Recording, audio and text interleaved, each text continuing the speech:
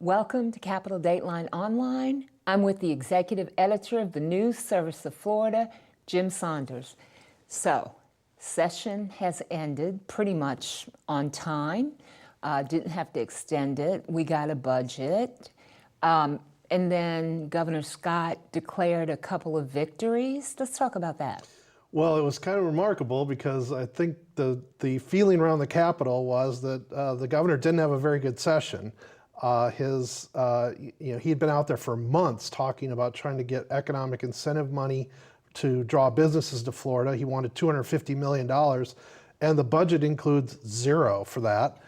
He'd also been out for months talking about wanting $1 billion in tax cuts, and the actual tax cut package is about $129 million, although there's some other issues related to holding down property taxes for education that can bring it, if you count it, to more than $400 million.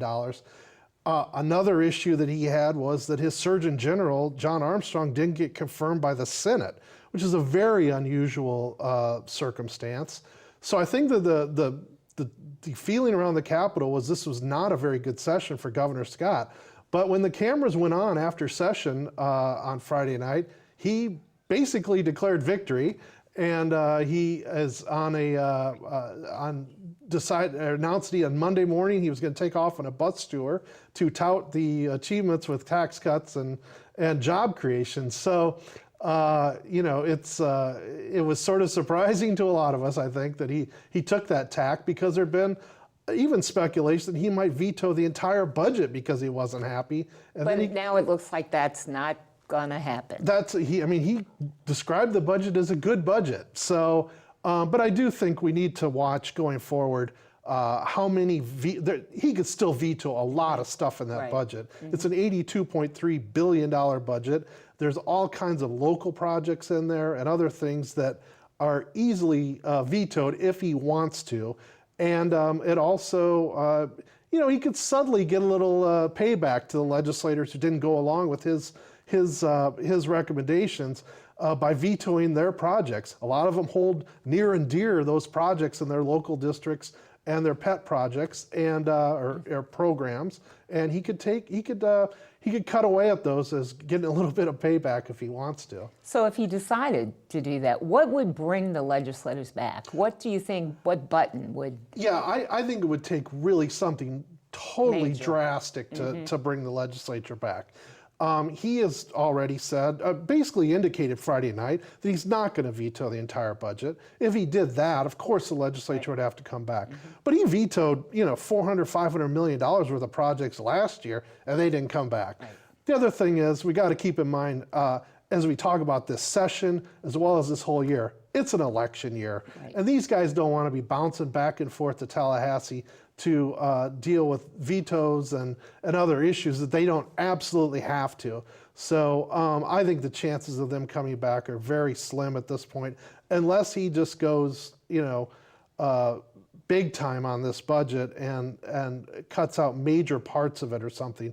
But that was not the indication he gave on Friday night. So we had this big ball of yarn that was the last hours of the session, and we'll kind of take that apart a little bit, pull some of the threads. What's going to be around next year?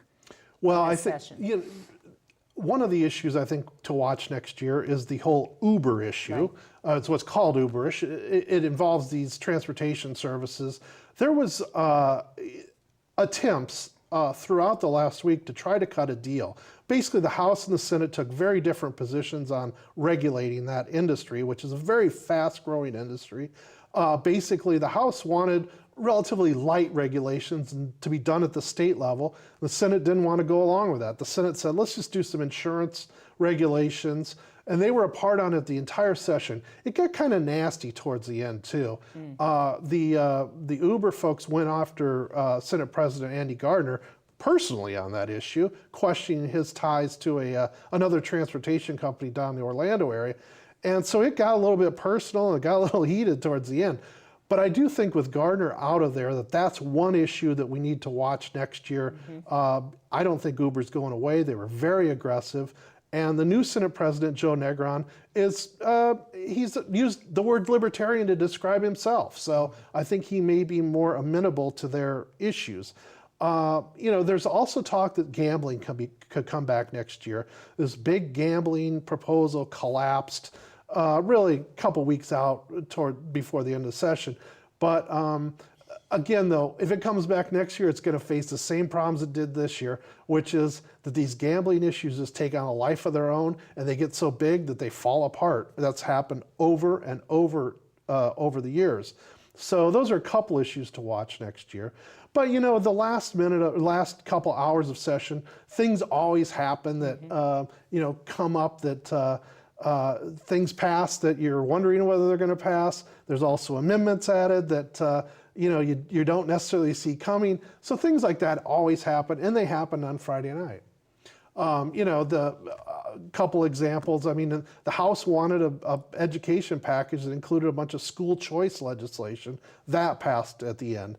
One other very interesting, while not major, perhaps major issue, was that Andy Gardner, the Senate president, got an amendment added to a health care bill at the end that will ensure health insurance coverage for people with Down syndrome. This has been an issue for him. Probably his legacy is issues related to people with developmental disabilities. He has a son with Down syndrome, and all of a sudden this amendment popped up in the final couple hours of session, and it got on the bill and it passed out of both chambers, and they went home. So it was sort of an interesting final couple hours for issues like that. Thanks, Jim. For more news about Florida government and public affairs, visit the advanced section of our website and keep coming back to Capitol Dateline Online for daily postings.